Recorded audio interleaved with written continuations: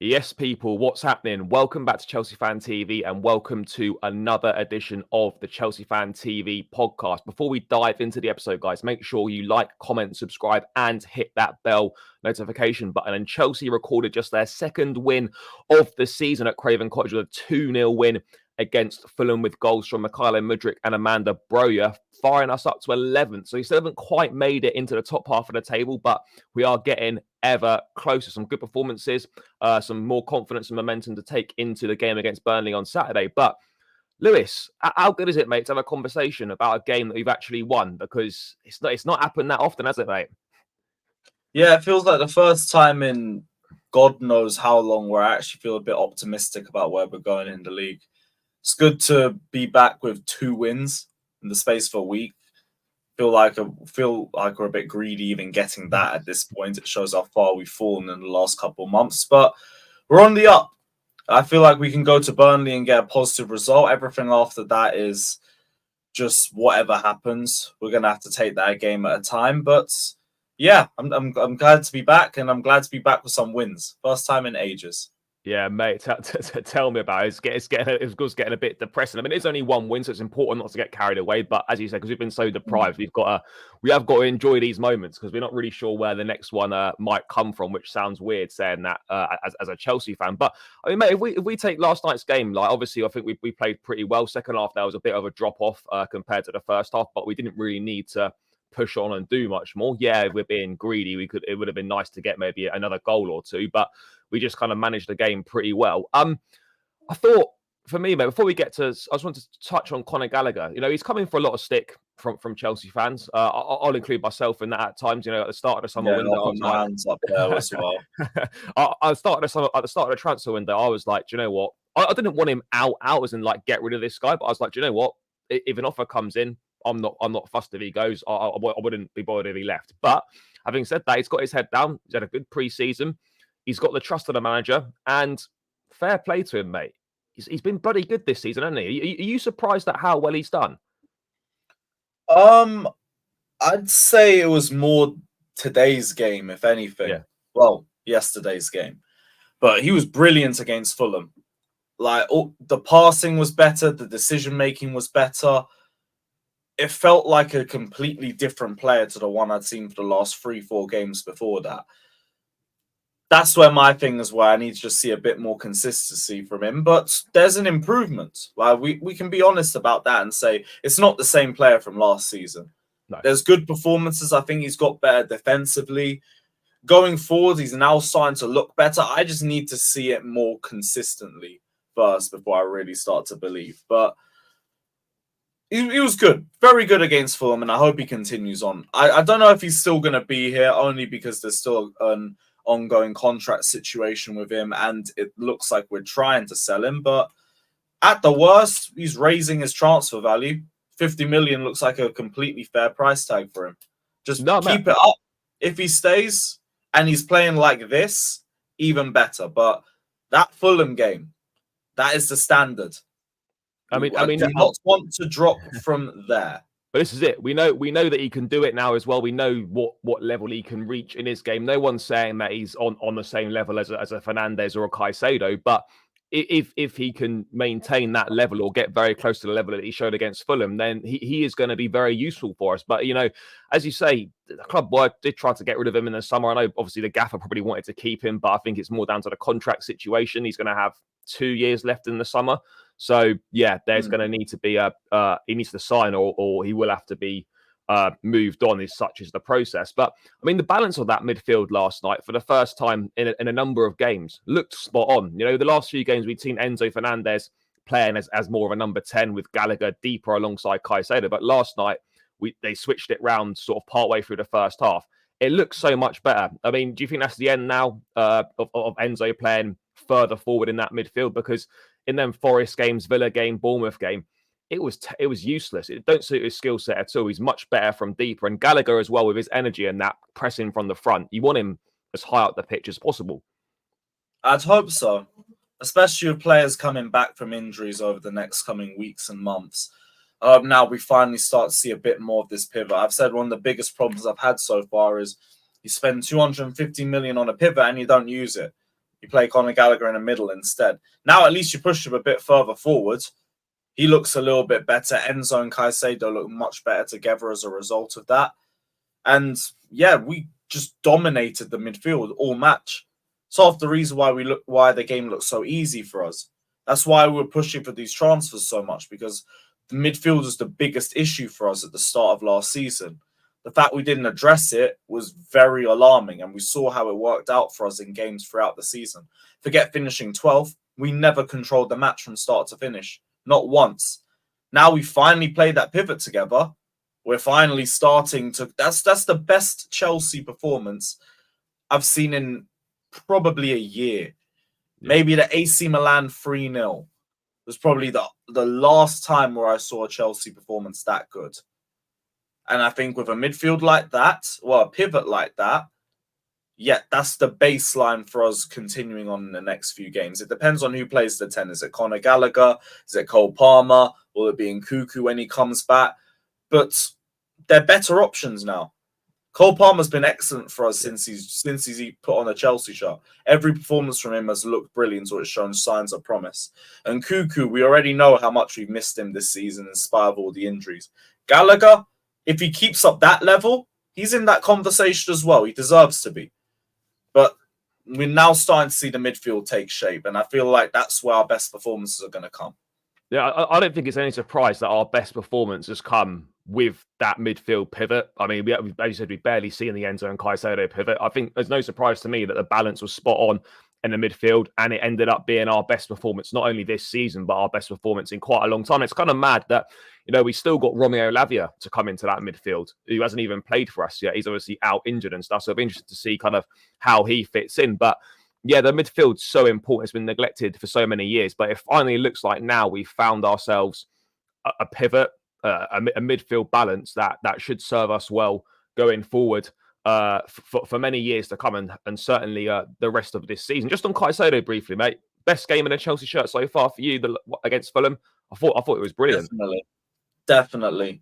Just a defensive phenomenon, and like that's the profile that we've lacked for years. And I'm not gonna we already know his level anyway. It just feels like we finally got a performance where I'm saying that's the £150 million that we spent, and that's not even to say he's been crap up until that performance. But I feel like his performances have been building in terms of fitness and sharpness, and it's been getting to a level like that. And to be honest, he could produce even bigger performances in bigger games coming up. Like, I'm really interested to see who steps up in the next few games. I don't expect us to win all of those matches. No. We even get some wins, we'll take it, regardless of who it's against, because every game coming up is tough. But I want to see who steps up, who performs well. We'll see who doesn't really rise to the occasion, but we'll figure out where we're at with a lot of these players in the next coming weeks. So I'm cautiously optimistic, a little bit excited. But Caicedo, I think, is going to be one of the players that steps up for us. 100%. Yeah. No, mate, he, as he said, he's already shown his level. He's shown he can do it in the Premier League. He's an outstanding footballer, and he's only going to get better and better. And I think with him and Enzo Fernandez, that pivot, once it develops, once they get to know each other better, that could certainly be up there of one of the best midfield partnerships in the league. I don't think that's a crazy thing to say. But, I mean, one player who I think a lot of us are delighted for, Mykhailo Mudryk getting his first goal last night. Obviously, really important for him. All people have been calling for. I mean, I've backed him a lot. I believe in this kid. I think he's got all the attributes to be a top player. Just needed a bit of belief from the manager, a bit of trust from the manager. He's got that now. That was his fourth start on the spin last night. And it's no surprise to me that, once you get trust from the manager, belief from the manager, your confidence increases. When you're playing more regularly, your performances are going to be better. And, the last few games, he's done well. He's looked like our most dangerous attacker. Obviously, he was sacrificed for the red card in the game against Villa, unfortunately. And he got the goal that he deserved. And, mate, how impressed have you been with how his game's developed so far this season? Because it's been difficult since January coming in. He wasn't really given much of a chance under Potter or Lampard. Poch was a bit slow to give him a chance, if we're being honest. But now he's got that chance. He's really taken it. Yeah, he's showed up in a lot of moments for us in games.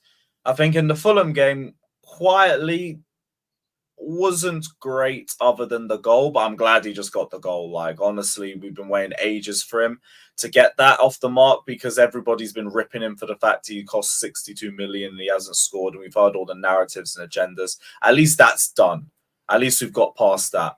The performances, I've seen better. Like, I think Aston Villa, he was very good. I think Bournemouth, he was very good. Struggled a little bit in the Fulham game. Like, the take-ons weren't really there. He was making a bit of mistakes here or there, but he got a lot better after the goal. So you could tell it was maybe just a confidence thing. And I think like that helped not just restore the confidence, but build it in him as well. The injury that he came off for isn't serious, so we should see him back for Burnley. And hopefully he just continues growing and getting more involved in terms of goals and assists. But yeah, he's looked very promising. Quietly been our best forward in the last couple matches. But I would 100% agree with that. I think him along with Cole Palmer have been kind of the two standout forwards. I mean, Sterling, briefly touch on him. Like, he started the season quite well, the first sort of 2 or 3 games, Liverpool, West Ham, and obviously Luton as well, where he bagged a couple goals. But for me, he's almost reverted to type. He was on the bench last night. Apparently, he hadn't trained for a few days. He'd been ill or something, but he's on the bench last night. I'll be honest, mate. I know it's only one game, but I actually think the team's better when he doesn't play. I'm not saying he's shit, but I actually think it's better with Cole Palmer, with Mudryk, with maybe a Madueke on the other side. Well, once he gets himself together, I mean, where do you stand on Sterling? I'm not writing him off this season, but I just feel like more excited when the other guys get on the ball. Like, there's an excitement for me when Mudryk gets on the ball because you don't know what he's going to do. There's an excitement when Cole Palmer gets on the ball because you know he's got that quality. With Sterling, I just look at it and I think, you know what he's going to do? He's going to try and take someone on. He's going to give the ball away. He's going to run into people. His delivery is going to be poor. I mean, where do you stand on him? Because he has dipped off a bit since that bright start in the first few games. That's it, though. Like, I don't really know what to make of it because he's had a couple good moments, but a lot of frustrating moments in the last few games. But before that, we were saying he was by far and away our best forward. I think with Sterling, we're going to find out in the next few matches. Because I think for experience alone, he's going to play against Arsenal. He's going to play against the bigger teams. So we will find out. We will find out because with him being one of the only experienced heads in the team, if he isn't turning up, then all eyes are going to be on him. So I'd say it's been an inconsistent start to the season for him. But it's his second season, so there's no more hiding. No. You got to perform. Big runner games, it calls for big players, and you're meant to be one of the big players. That's why we brought you in. We will see whether he steps up or not, but I do agree. Chelsea did look a lot more exciting without him against Fulham. I wouldn't make any changes in the lineup. I know I said in my fan cam I wouldn't mind putting Sterling back in and taking Conor Gallagher out, but realistically, there's no reason to. After a performance like that, there's no reason to make any changes to that lineup. Maybe you could put Nicholas Jackson back in. He did score in his last game too. And he still looks better than Broja. Respectfully, Broja still needs to up the sharpness a little bit. And it was obvious in the game against Fulham. Nothing against him. It's his first start in over a year. I get it. He needs more game time. He needs more experience. But I think that's better for him coming off the bench. I think Jackson should go straight back in against Burnley. But other than that, I wouldn't make any changes to the lineup. I think Sterling as well, he's got to earn his way back into the team, at least with a better performance off the bench against Burnley. But yeah, I say that, he's probably going back in for Arsenal anyway.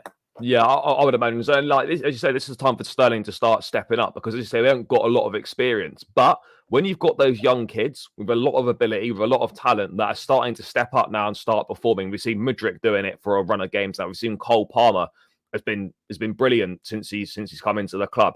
Those are guys that are going to be competing with Raheem Sterling. And if Sterling, with all of experience, and we know what he's done, he's got to raise his level because otherwise these guys are going to deserve to be in the team ahead of him. I think we're going to get to a point potentially where if he doesn't start delivering on the pitch on a regular basis, then whatever your experience is, whatever you've done in the game, these young guys that are doing the business right now, they deserve to stay in the team ahead of him. So it's going to be interesting to see how he does. As you say, he's going to get a chance in these upcoming games. I think especially the big games, Arsenal, Newcastle, maybe Man City as well. You'll probably see him in the lineup, and we'll kind of find out what he's made of. I mean, I wanted to touch on us defensively as well, mate.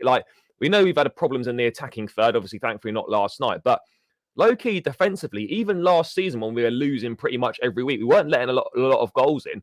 And that's kind of carried on this season. We're not letting many goals in. I think we're in the top 2 or 3 defensively in the league so far this season. Silva's still doing brilliantly well. But mate, first person I want to touch on, I'll admit, I've been a little bit surprised. Axel Disasi, not only am I surprised that he's actually played this regularly, I wasn't expecting him to play that much. I also realistically didn't think we really needed to buy a centre back in the summer. I thought with Chalobah, I thought that was a little bit harsh on him, given how well he's done for us when he's played. But fair play to Disasi. I think he's low key been one of our best defenders, one of our best players this season. I mean, what have your thoughts been on him? Because I've been surprised. Yeah, I thought he's been scapegoated unnecessarily since at least the Luton game. Like West Ham, he was poor. That was his only real bad match. I know he had one bad moment against Luton, one against Liverpool, but that's really what it's been. He's had one bad moment in what's been a very composed performance, a performance where he's been a monster in the air and shown great passing and great positioning and everything you want in a centre-back, but that's the only thing that gets highlighted with him. So he ends up being scapegoated because the first game that we lost, he had the big moments where we conceded the second goal against Antonio. And that's what everyone really remembers of him. That and his name sounds like disaster. So it's like he can easily run slander. That's it. Like, if we're going to be real about it. In terms of him as a centre-back, he's been excellent. Couldn't ask for more for him. I didn't get the signing initially. Barely even heard of the player, to be honest. But it's another gem. It's another brilliant data signing. Fair play to the scouts. They pulled another gem out of the hat with this guy from the way things are looking, because every game, I can't say anything more than calm, composed, and dominant. And that's all I can ask for my centre-backs. Mate, it's mad as well to think that, obviously you've got Thiago Silva doing so well. We've got Disasi, who started brilliantly. We've got Levi Cole, who's barely even played at centre-back for us. And we've still got Badia Shield to come back in. And we've still got Wesley Fofana to come back in. I mean, talk about options. By the way, Colwell and Disasi, they're looking like future captains for me. Yeah. A pair of them. They've got that leadership training. I've seen the way they speak to other players, the way they're hyping up players after they score goals. I've seen it with the Jackson goal. I've seen it with the Mudryk goal as well. I'm seeing leaders start to form within the team. I said that with a young, inexperienced team, leaders start to form within the pack. I'm starting to see that with Colwell. I'm starting to see that with Disasi. Yeah, I mean, Colwell, I think Disasi was a captain at Monaco, so there's no surprises to see. Was he? That. I think he was. I could be wrong on that, but I'm pretty certain he has been. And Levi Cole has obviously got experience of captaining England at 21 level, and obviously I think he was a captain I think he captained Huddersfield as well when he was on loan there. But I mean, interestingly on the defence, mate, before I move on to a couple more players, when everyone does get fit again, vice captain, vice captain, yeah. So when everyone's fit again, Badia Chile, Fofana, I mean, maybe, Fofana, obviously, Silva probably going to move on at the end of this season, we'd imagine. Who do you think, sort of going into next season and kind of long term, do you think is Chelsea's best partnership? Because we have got quite a few options now at the back and decent options at that as well. I mean, where do you see this kind of centre-back partnership going? I mean, what do you think will end up being the long-term one? Disasi, Colwell and Badia. Bro, we really are set. Yeah, we've got a lot. Yeah, hey, just let them compete. Let them compete. Like, we can't tell. Like, 2 of them are still injured. Yeah. And I've said this fan base, not this fan base, but there's sections of fan base have really spoke down on Fofana in the last few months, so I've never really understood. The guy came back from an injury and was one of our best players last season by a mile. If he can regain that form, brilliant, because he could potentially go straight back into the lineup in spite of Disasi's performances. He's been that good. They both shine in different elements. Like, Fofana's better with driving at the ball. Disasi's better with his passing. They're both still going to offer you good attributes, and they're both great defenders. Badia Shield, we already know him. He's a monster in the air. He's a great passer. One of our best players last season as well. Colwell, even better passer. We haven't seen him at centre-back yet, but I mean, he's doing a decent enough of a job at left-back, and even if he can't drive with the ball, he can lace a pass down there instead, and that still kind of works out for us. We're just set with centre-backs. Yeah, I don't know who our best partnership is, and I'm fine with that. Yeah, that's good. That's good. Like, we haven't had that sort of argument in ages, so I'll take that.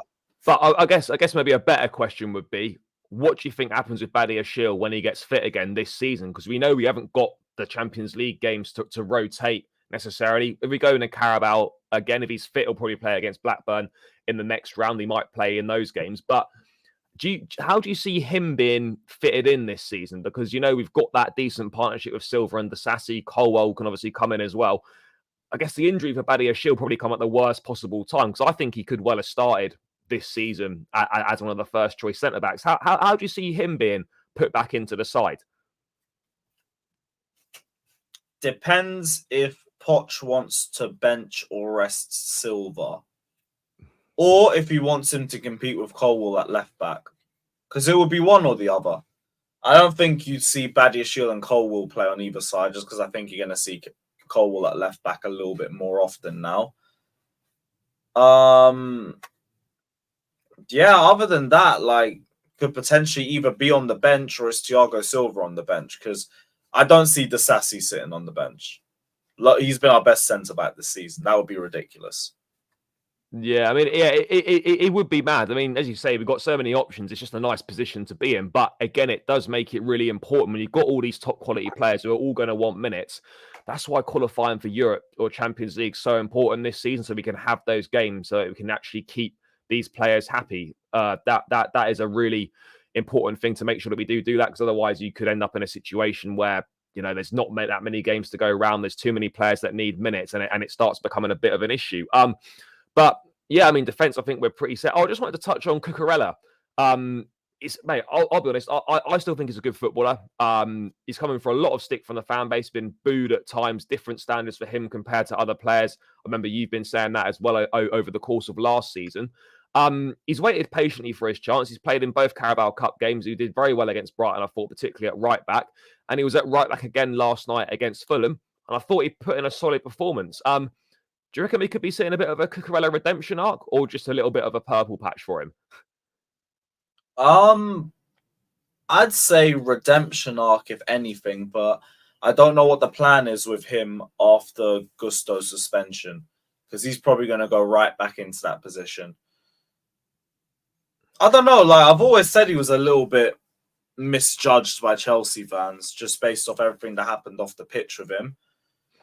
But I don't feel like he's been in Poch's plans anyway. He's just been an emergency option at right back, if anything. We've been playing centre-backs at left-back over him. Chilwell's had more minutes than him. I don't really think he's in Poch's plans, but he's just been playing well and he's done a serviceable job for us right now. Hopefully the fans rate him a little bit more now, because he's had 2 brilliant performances out of position, but I still think we're going to try and sell him. So I don't think we're going to see a lot of him once Gusto's back. No, I mean, I think we'll see him against Burnley, but I suppose actually in the cup, you'll see him. Yeah, in the I'll cup. see him in the cup as well. But I'll tell you what, it's a good thing. If Chelsea are going to get rid of him, if he carries on playing well, that transfer value is going to creep up a little bit, because at a time I thought we're going to struggle to get 20 mil for this guy. But now that he's playing well again, if he keeps that going, then that certainly does raise his value a little bit. Obviously, the left back situation, he could potentially play there, but Levi Colwell's done so well there. Had the news today that Ben Chilwell is going to be out for around 8 weeks and is going to be in a race to be fit in time for the Christmas schedule. How much of a blow is that? I know people have got mixed feelings on Chilwell, but just in terms of, squad depth, having options, having players, how much of a loss for Chelsea do you think Chilwell is for 8 weeks? Respectfully to Chilwell, it's not a loss. It's really not a loss. No, you got Colwell, probably Badiashile that's going to compete at left back, probably Cucurella. At left wing, he shouldn't have really even been considered for that role in the first place. That's a problem in itself. But there's Mudryk, there's Maatsen, there's Sterling. Get well soon, genuinely. I don't wish injuries on anybody, but it's not really going to harm us. I think he's been our worst player this season, if we're going to be completely honest about it. So, just get well soon, come back, hopefully be a bit better, but we're not going to miss him. Not right now. Not right now. No, mate, I hear you on that. It's not been the easiest start to the season for him, and I suppose with Colwell's emergence at left back as well, it makes it that much easier for us to kind of deal with that absence. You mentioned Maatsen. I want to touch on him. He's obviously out of contract at the end of this current season, still yet to sign a new contract. Now, obviously, if it gets to January, the club will look to sell him to try and get some money for him. Where do you stand on Ian Martin? Do you think it's worth keeping him about? Do you understand why he might potentially be keeping his options open? We don't know what his long-term future at Chelsea is going to be like in terms of once everyone's fit again. If we were to sign another attacker in January, which is being potentially reported that we might do, he's obviously not fancied at left back because Potter's not used him there once at all. Would you like to see Martin stay, or do you think he'll end up going? Just depends on how much opportunities he gets. Like in terms of cup appearances and appearances off the bench in the league. Like if you asked me this a week ago, I'd say I don't get why Gallagher's playing in the pivot over him. I would at least put Enzo together and put Maatsen up in the 10 if you're not going to put Cole Palmer in there or something like that. But the game against Fulham has changed my opinion a little bit, if he can keep that up, of course. But Maatsen still deserves opportunities because he's one of our best players in pre-season and he's impressed nearly every time he's been on the pitch. The only time where he looked a little bit disappointing was maybe the Wimbledon game. Other than that, like he's come on, he showed promise and he's had decent moments in nearly every other match I've seen of him. So give him more opportunities, maybe he'll re-sign, but no, Europe does limit it. It limits it a lot. So it might be a case of circumstance where we end up losing him. And it's a shame if we do, because I think he'll do well at another club given the opportunities. But I don't know. I don't know where he gets his chance. There's too many options in the 10. There's too many options in left. Well, Mudryk would have to drop off, to be honest. And I don't think he is going to drop off. So he's got the left wing position. Right wing, you've got Sterling, Madueke competing there. Cole Palmer could play there, yeah. There. It's just not really a lot of positions. It's just one of them things, isn't it? It's not like he's not good enough. It's just like, as you say, where does he fit in and get minutes on a regular basis that he wants and needs at his age and at this stage of his career? Like, it could be useful for us. If he's happy to accept that he's not going to play that often, then fair enough. I'm happy to keep him about. But I think he's a sort of lad that is good enough to go and play regularly for a decent side. And I just don't know right now if we can offer him those regular minutes that he needs. But I'll be interested to see what happens, because we will have to sell him in January if he's not signed up by then. So hopefully they can kind of come to some sort of agreement. But mate, moving forwards, obviously we've got Burnley and then another international break, which I'm sure everyone's looking forward to. But how are you feeling right now about Chelsea? Because obviously we've picked up 2 wins in the space of a week. I know one was in the cup. Suddenly it feels a little bit better around the place, a bit more of a confident feeling amongst the fan base, or certainly large sections of it. How do you see us progressing forward now? Because we're coming into a difficult period of the season, like you referenced earlier. Do you feel this team is starting to get itself together? It looks like it now. Just need to see it a little bit more before I get to a really confident position with the team. Because we've started to turn form, but there's tricky fixtures coming up, so we really can't take it for granted. Just go win against Burnley, have a great performance there, and then we'll just judge everything after that on a game-by-game basis, because that's all that we can do. But yeah, I feel a little bit more confident in us. It's just we don't have a great run. We don't have a great run coming up. We could maybe do something against Brentford, maybe, but we can't underestimate them either. Aren't they? They've been quite poor recently, but again, we can't underestimate them. Yeah, and they've done pretty well against us in the last few games too. So that's about it. Everything else in the next 5 games after Burnley just looks like losses for us or draws if we're lucky. So I don't know. We're walking into like a sea of landmines. And we'll just see what happens. Yeah, I mean, for me, I think I don't think we'll have too many problems in the Burnley game. With the greatest respect to them, we should be able to see them off relatively comfortably. I think this run of games that we're on about after the international break, Arsenal, Brentford, City, Newcastle, Spurs, and whatnot, this is where we'll find out a lot about this team and how far this team has really come and how much further it's got to continue to go.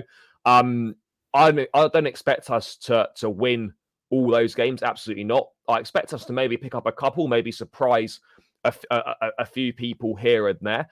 But we will find out a lot about this team. We'll find out a lot about the mentality of these young players and whatnot against these top opposition. And you know what? Like a run like this could be the making of us. It either be the making of us, or it will be back to the drawing board, and we're like, shit, we're a lot further away even than we thought we were. So it's going to be in a balance, this sort of run. I mean, look, it's the games you look forward to as a fan. It's the big teams. But yeah, I don't know. I mean, I guess you just want to see a consistent lineup. You don't want to see too many changes. I mean, for you, mate, like I think a big problem last season for us was we didn't really know what our best team was. There were constant changes in the lineup every week, which doesn't help. Do you just want to see a team picked by Poch and just run with it for sort of 3-4 games and just see what happens? The same starting 11, obviously barring injuries or suspensions. Do you think we've been lacking a consistency within the lineup? Yes, but it's also been because the results haven't been there. So I think now we've started getting some wins. You got a base that you can work on. Keep going without changing it as long as we keep getting results. Like, we'd have to lose and in a certain way for me to think that the team wouldn't have to be changed at this point. But we should be going into that Burnley game feeling confident. They're a team that we can beat, other than that Koleosho kid at right wing. Nobody's really impressed me in that Burnley squad. Go get the result. Like, this should be one of those games that you just walk in, you win, and we walk out. Turf Moor's a good hunting ground for us. We've done pretty well there over the last few years. Just go there and win. Like, this has to be straightforward. If this can't be straightforward, we are screwed after the international break. So, like, just show that you're Chelsea again and go get 3 points and go get in convincing fashion. Yeah, no, mate, I agree. I think, the confidence these two wins are going to have given us. Burnley should be relatively straightforward. In all honesty, if we turn up and perform like we did against Fulham, then we should absolutely be turning them over. As you say, apart from Koleosho, there's not really an awful lot that they're offering. I guess for that Brentford game, a Burnley game, so we just want to see more of the same. You touched on it earlier. I think the team will pretty much stay the same, but for you, still with Jackson, I know Breyer got a goal, but he's obviously not proper match fit yet. He still needs more minutes under his belt. I suspect he'll be on the bench. Would you agree with that? Is that the only change you'd make, Jackson coming back in? Yeah, I wouldn't change anything else other than that. Go into the same team, go get the result. I mean, do you think with Jackson and Breyer, obviously with Breyer getting himself back fit again, obviously on the score sheet, people have got high hopes for Breyer as well. I think a lot of people in the club definitely like him. That competition for the striker spot, surely that's going to be. Do you think that's going to be a good thing for us? Even just having another option off the bench at centre forward is going to be useful. I think competition pushes people on. I mean, are you glad to see Breyer back fit again now, so we can just have a different option up there, from the bench if we need it, or from the start? Because I think as well as Jackson's done, at times we could have done with having a different option at the top end of the pitch. Yeah, I just want to see a bit more from Broja before I fully judge him still. Like, I know he scored against Fulham. I'm really happy for him, but I didn't really get a lot out of that performance. He still looked a little bit rusty and like he needed to get back into his best shape. So off the bench would be good to get another a better idea of him, I guess. But for now, Jackson's still got to be the number one. Like, Broja just played well. Like, it's good to see him back on the pitch. I hope he got a little bit sharper on that with that time spent. But yeah, I still think it should be him on the bench until at least the Blackburn game. Yeah, no, mate, I hear it. And just on centre forwards, obviously, we've been strongly linked with Ivan Toney in January. We know that Nicholas Jackson's obviously going off to the African Cup of Nations in January. So we're going to be a man down for at least a month. Would you be in favour of a move for Toney? Do you think we need to get another forward in January? Yeah, I'm down to get Ivan Toney. Brilliant player. That was my number one choice going forward. Even now with Nicholas Jackson, with Broja, I still think you need a Premier League goal scorer. Like, you need someone who's as good all round as Ivan Toney is. Like, that's somebody who is already playing for Brentford now. They're doing behind closed doors friendlies to keep him sharp. He scored. Today. He scored today. Yeah, I don't know if he scored twice or if he scored, but yeah, he bagged the goal, and Just looks like the same player. Just if he's still at the same level and they're willing to sell in January, bring him. No questions asked. Yeah, no, mate, I totally agree. I think we do need to get someone. I think we are still light in the goals department, for sure. And Jackson, I think, could learn a lot from someone like Tony, as could Broder as well. Outside of that, do you think we need any more business in January? I know it's a little bit early, but we're October already. It will come around pretty quickly. You look at the squad, I suppose if there's something to be done and it's a good deal, we might look to do it. But do you look at any other areas and think we could maybe do with someone else in January in that position, or is it really just that centre forward position?